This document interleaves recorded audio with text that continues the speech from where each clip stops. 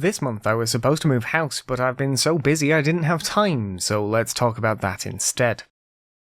So the first week of the month, my in-laws were away, which, besides the house being quieter, didn't really affect anything, but on the 14th, I had to go to London. It was for the second of the 3 shows, like the one I did last month where I gave a talk. So the first day was pretty much just travelling down. It takes about 2 hours to get to London on the train, and then it took us about another hour to get from the train station to the hotel on the underground system. And I really hate the London Underground. It's ridiculously expensive. We had to get 2 week passes, and it was £115 for the 2 of them. It's really hot down there. If you're in any of the newer stations, it's okay, because they've got air circulation and stuff, but the older stations, they have no air down there, and it's fucking boiling. And it's also just incredibly loud all the time. Like, the only good thing about it is that it's, like, relatively quick when you're on it, but even while we were there, they still had delays and cancellations every day. And it's just, of the 3 different underground systems I've used, it's the worst of them. Tokyo's is the best, and then New York, and then London. I just hate it. Like, honestly, I just don't like London, but I particularly hate using the underground. I also just hate the name. I refuse to call it the Tube. I just don't like it. I just think it's stupid.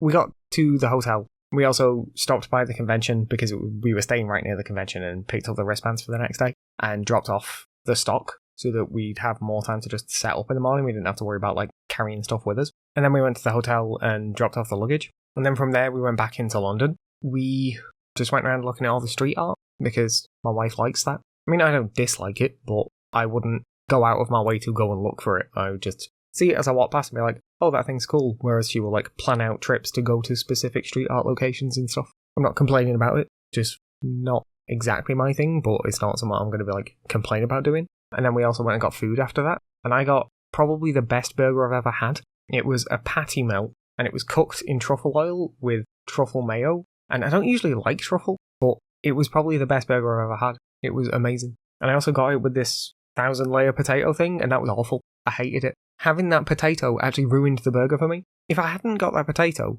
it would have been like the best meal I've ever had. And then that potato was so bad that it made the best burger I've ever eaten actively worse just by existing. My wife liked it, but I just hated it. It actively dragged the entire experience down for me. And my wife got a pizza, which was fine. It wasn't a bad pizza. It took way too long to cook, but besides that, it was fine. Then we just went back to the hotel for the night, and then got up early in the morning because it was the day of the show now. I spent the entire day there just selling things to people, and we managed to sell more in that one day than we did the entire 2 days we were in Manchester. Overall, that just about paid back for the trip. It either paid back for all of the stock, but not the trip, or the trip, but not the stock. Between all the shows, we made more than enough money to cover everything, but we had all of the usual books that we have to sell. My wife's written like 5 different books. So my wife writes them, and then I like edit them, and I tell people I like make them look nice, but I feel like that gives the wrong impression. My wife also does the like visual design, so there's like a lot of pictures and stuff in her work, but the stuff she does is like kind of raw ideas. She knows how she wants it to look, and she like throws everything on the page, and then I will come through later and basically do all of the formatting, so everything actually fits properly for printing reasons and all that sort of stuff. Like, I make it function as a book. So we had all those to sell, and then while we were in Manchester, people would buy the books, but they kept asking us if we had bags, and we didn't have any bags, so before we went to London, we got a load of bags printed. And I didn't expect the bags to sell. Honestly, I was like worried about getting the bags at all, so we didn't spend a ton on the bags. But we ended up, it was actually the first thing we sold was a bag, so I guess it worked out. We made more money that one day than we did the entire weekend in Manchester. And then after that, we just took everything back to the hotel, and then we were both too tired to like do anything fancy, so we went over to Canary Wharf and just got some chicken. It was good chicken, but it was just chicken. And then we also got some cake to take back to the hotel. My wife got an Oreo cheesecake, and I got this like multi-layer honey and cream cake, and it was really good, but it was really expensive. And that's kind of what I could say about London as a whole, is that there was good stuff, but everything's really expensive. And I was talking about this while we were down there, but what I don't understand is everything's expensive, but everyone gets paid more because everything is expensive. So it's only actually expensive if you're not from London. For the people in London, everything is cost-wise the same, but if you come from out of London and go there, everything is just more expensive for no reason. And I just think it's stupid. Like, it makes no sense to me. Why would you do that? Just make everything cost the same everywhere, and then you don't have to pay people more. It's just fucking stupid, honestly. Like, I don't know how else to phrase it. It's ridiculous.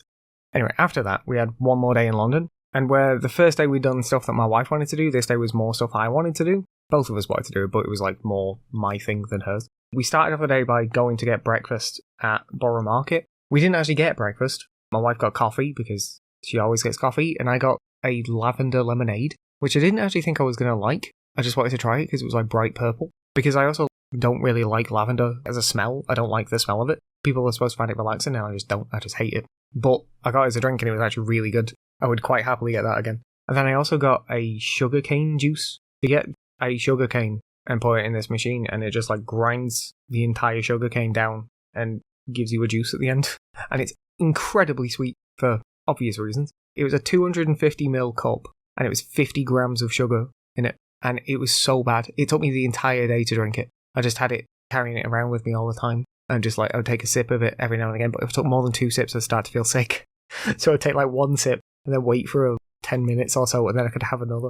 From there, we went to Battersea Power Station, which is now like a really big shopping centre. And the shops are like fine, but it's just shops. It's supposed to like kind of high-end shops. So also not really my thing anyway. But the reason we went is because we both quite like those viewing platforms where you get like views across the city. So we tend to go to those whenever we're in somewhere that has them, basically. And this one is really cool because you go to it and it starts off with like an interactive exhibition all about what the power station used to be in that. And then you go into a lift, and the lift takes you up one of the old cooling towers and shoots out of the top of it. And it's just this like really cool lift where it's entirely glass, and you come out of the top of a cooling tower, and then you get the view over London, and you get about 10 minutes up there while you're there. And it's just really cool. I always like going up these things and like seeing the views and everything, but for this I was actually more interested in the mechanics of like going up out of the tower than anything. Like that was more the reason I wanted to do it than for the viewing experience. And that was like 50 quid for the two of us, which is not the worst, but it's still pretty expensive.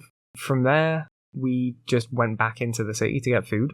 My wife got yet another pizza, and I got a Wagyu steak, which was really good. I asked for it medium rare, and it came more rare than I would have liked, but it was good. And then I also got a free ice cream with my steak, which was cool. It was a French vanilla and brown butter ice cream, and it was one of the best ice creams I've ever had. They give one to everyone who gets food from there. They just give you like a little meat cleaver at the end of it, and you hand it in at the end, and they give you a free ice cream. They don't have any desserts on the menu. The menu is actually only like 5 items. 3 different types of steak, a burger. It's got a few more items because it's got sides and stuff as well. But that's like it. So there's like no desserts or anything on the menu. They just give everyone an ice cream when they leave, and it was really good ice cream. We went back to the hotel and got up early again the next day so we could leave. It took us about 3 hours to get back, which was fine, and that by that point we were just incredibly tired because we'd just been going at that point like nearly 4 days straight. We both just came home and went to sleep pretty much, and then I spent the next day catching up on the work that I should have done over the weekend, and then getting ready for the next show. Before the next show though, we actually had something else to do. So on the Friday I had my last Endwalker stream, which was incredibly short to be honest, which wasn't my intention, but that's what it ended up being. And then I had to get ready because we had a concert to go to. So my wife's favourite band is Billy Talent, and we go and see them like every time they come over, which isn't that often because I don't really remember. I think one of them's like ill, so they don't travel tons. But they were over again this year. And the last concert I actually went to was Billy Talent in Liverpool like 2 years ago, and I'm pretty sure I talked about that then. It's not like I dislike them, I just only really like one of their albums, which is Billy Talent 2. Luckily for me though, that seems to be their most popular album by far, so they play a lot of that at the shows. They're always pretty good, but I've seen them a few times now, so I've not really got much to say.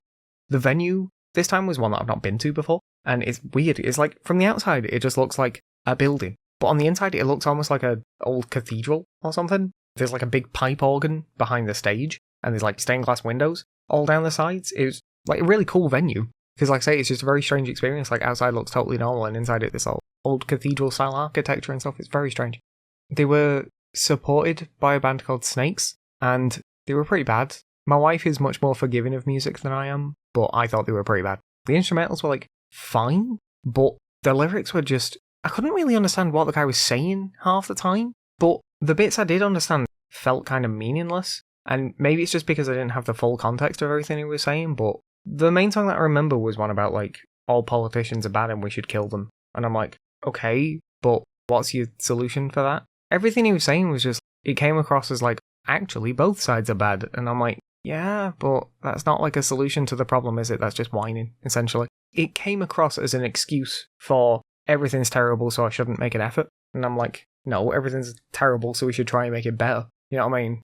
I tend not to get too political in my stuff, but I think if you've spoken to me, it's very clear which way I lean. It's like those people who, the English election is coming up soon, but I've not seen very many people complain one way or the other with that. There's the usual complaining where it's like, you shouldn't vote Labour because they're too centrist, and I'm like, yeah, that's true, except for the fact that they are better than the Conservatives, and the other options have no chance of winning, so you just vote for the one that can win. And it's the same thing with, like, the Americans. The Americans seem to think that they're, like, so special, in that they'll be like, both of these options are bad, so I'm not going to do anything, and I'm like, okay, so that's fucking useless, isn't it? Like, I don't like Biden because he's old and stupid, and I don't like Trump because he's a massive racist. And I'm like, yes, but one of those is clearly worse than the other. I'm not going to forgive Biden all of the shit, but he is clearly the better of the two options. It's not particularly hard to just say genocide is bad, but I will take a guy who doesn't say genocide is bad over a guy who actively wants genocide. You know what I mean? Anyway, that's probably like the only time you'll hear me complain about things like that. The point is that their music felt fucking dumb. Maybe with more context, maybe if I like read through the lyrics and everything, I'd get it a bit more. Maybe they had a point, and it just didn't come across in the show, but I don't know. So after that, we got home about midnight, and then we had to go straight to sleep again, because then we could get ready to go to the final show. So we had the last of the 3 shows, this time it was in Birmingham, and that meant leaving at 8 in the morning to get there. It takes, yet again, 2 hours to get there, so I ended up getting about 5 hours of sleep in the end, and then a 2-hour drive to get to the show, and then set up the table, and then spend the entire day selling stuff again. This day was like the middle of the shows. In terms of the shows, it was the worst of the 3, in that we made the least money at this show, but if you look at it more like days, it was the second best day we had. It was just that because we were in Manchester for 2 days, we had more time to make money. We made more money at that show, but we made more money on this day. You know what I mean? We definitely could have made more money, but the issue is that we didn't have any time to get more stock. So it takes about 2 weeks to get the new books through, and with 5 whole days between the end of one show and the start of the next, there just wasn't enough time to get any. If we'd had full stock, we definitely would have sold more, because in Manchester we took 10 copies of each book, and we sold basically all of them. At London, we took 20 copies of some and 10 copies of others, and sold the vast majority of the stock, which we didn't expect. We expected to sell about the same as Manchester, especially because we were only there for 1 day as opposed to being at 2 in Manchester, and yet we sold almost everything. We had a couple of extra copies of the books we'd made sure to take extra copies of, but we sold just tons of everything, honestly. We were expecting to have like between 5 and 10 copies of every book, and we went to Birmingham with, I think the most we had was 12 copies of one of the books, and that was one of the ones we'd made sure to get extra stock of, and then everything else we had less than 10 copies of. 2 of the books we had 3 copies of on the day, and it was just, if we'd had more time to get more stock, we definitely would have sold more. We had to put sold out signs up for stuff, and like, people could buy stuff online later, but for one thing that makes us less money, and for another it was just, people are more likely to buy them if you sell it on the day versus them having to go home and buy it on the phone later. It's not the end of the world, but it would have been better for us. So we've got some stock left. It's mostly the bags. We did sell a lot of the bags, but it's mostly the bags we've got left. I think we took 20 with us to the 2 shows and we've got 8 left, which is good. It's more than I thought we were going to sell, to be honest, but we've got those last 8, and then we've got a couple of copies of some of the books left, but we've sold out of like everything else. We're setting up a website, sell my wife's stuff through, so we're going to put them all up there, which we don't have like the highest hopes for that, just because selling stuff online is harder than selling them in person in that way, but hopefully it'll go okay. Hopefully at the very least we can shift the last of the stock we've got, if nothing else. And then we ended off the day by going to a Japanese place. My wife got a chicken katsu sandwich and I got a chicken tonkatsu sandwich. And they were both fine, but nothing special, a bit expensive. And then we had 2 more hours before we were finally home, and then we had to go to sleep early again. So you might finally think that we were done, but no, we had one more thing to do. So we had one last early start. This time, only we have to get to the other side of the city, and yet it still somehow took 2 hours. It also was a bit weird because it's the same train that you get to Stockport as it is to get to London. It's this train that we use maybe once a year at best normally. I think the last time we went to London was like 2 years ago. And yet this time we've used it 4 times in the last week. This was for a tattoo convention run by someone that my wife knew, and they asked us to come and like film some content about the show for them. We ended up not staying for that long, to be honest. We were just both so tired after the last like week of stuff that we just couldn't deal with it, to be honest. If there'd been more for us to do, we would have spent longer, but it was the second day of the show, and the way it works is it's a tattoo convention with mostly just people giving people tattoos. So we didn't have any money, so we couldn't buy any tattoos anyway. But even outside of that, they were all fully booked. they were taking bookings the day before for that day. Someone my wife's friends with managed to get a booking for the day. That was at 11 in the morning they got their booking, and their booking was for 4 in the afternoon, and the show was only on till like 4:30. And it was just, even if we had the money to get tattoos, the amount of waiting was just so much that I probably wouldn't have cared enough. I would have just gone home. Anyway, I can get a tattoo whenever I want. We wandered around and had a look at the different tattoo artists and like looked at the artwork and stuff, and then spoke to some of the vendors. Spent some time with my wife's friends, but outside of that, we ended up going pretty quickly. They also had an alternative market on, so it's like a market with skulls, basically. It's the best way I can describe it. They play metal music over the speaker system, and they sell skulls and crows and stuff. And like, yeah, they had some stuff that was nice, but again, we didn't have any money to buy anything, and there just wasn't much for us to do. I think, like I say, if we hadn't already been incredibly tired, we would have found more stuff to do and spent more time there, but as it was, or like if we'd had some money, but I just ended up leaving quite quickly. I think we were only there about 2 hours in total. And then we decided to go back into Manchester and look for more street art, because that's what my wife likes doing. And while we were there, we actually met up with some artists that my wife knows and spent some time with them while they were doing like paste-ups and stuff. It was interesting, but I was tired and it was hot. So then we ended up leaving there and going and getting pizza. I very rarely want pizza, but we have a place that does Chicago deep dish pizzas, and we go maybe once a year, if that, because it is very much something you have to be in the mood for. It's really good, but it's so much that if you're not actually craving it, it's just not worth going, because like you will not eat it. But we ended up going there in the end, and we just got 2 Chicago deep dish pizzas, which sounds like a lot, but they're not big, they're only small, and even then it was probably still too much for us. But they're like 7-inch pizzas, so they're not massive, but we got 2 of those. And then we got a tray of tater tots to share between us, and they're like garlic butter tater tots, and they're like the best tater tots. I don't really like tater tots, but they're amazing. They're so good. I think we said that next time what we'll do is we'll get maybe more tater tots and just get one of the pizzas and share it between us, and that might work out better for us. They have other things on the menu as well, but that's probably just what we do. And then after the food, we stopped off and got some drinks, and then finally got some time to relax until the next day when I had to catch up on all of the work that I should have been doing over the weekend, and then get ready for Dawn Trail, which starts on Friday. So last weekend while grinded, and as of today when this podcast goes out, I should have started my Dawn Trail streams. I'm going to be streaming that every day until I'm done, which I expect to take me until Friday. Pretty sure by that point I'll have done the entire MSQ. After that, I'm going to go once a week again and do the quests and side stuff that I had passed over doing during the MSQ until that's done, and then we'll probably end up back in this holding pan until the next patch. I know that they said the raid is coming out in a few weeks, so that'll be something to look forward to, but that's my plan for Dawn Trail for now at least. Obviously, I'm recording this before Dawn Trail's out, so I'm hoping it's good. I've just finished making all of my assets for it, and I'm pretty excited.